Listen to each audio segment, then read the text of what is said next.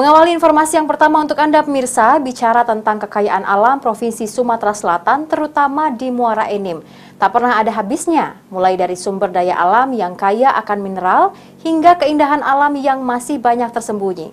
Setelah sebelumnya Danau Suji, kini Sungai Pijar Jaya yang berada di perbatasan Embacang dengan desa Sungai Duren. Bicara tentang kekayaan alam Provinsi Sumatera Selatan, terutama di Muara Enim, tak pernah ada habisnya.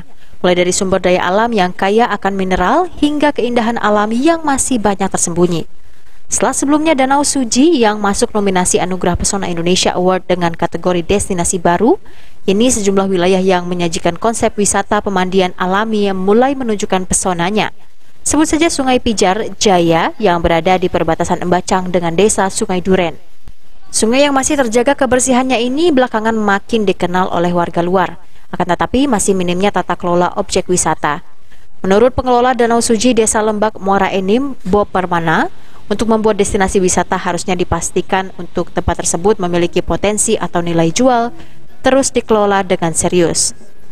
Ditambahkan Bob Permana, warga sekitar juga harus benar-benar serius dan optimis untuk mengembangkan objek wisata, serta tidak dulu berpikir untuk mencari keuntungan semata.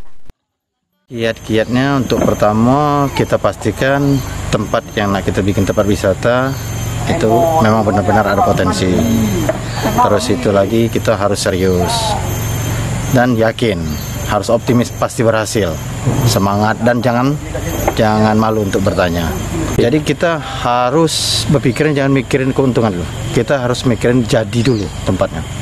Harus jadi biar bisa disenangin orang. Jadi nanti kalau untuk masalah keuntungan, kalau sudah tempat kita bagus, pasti orang akan datang sendiri. Beni Firdaus, PAL TV.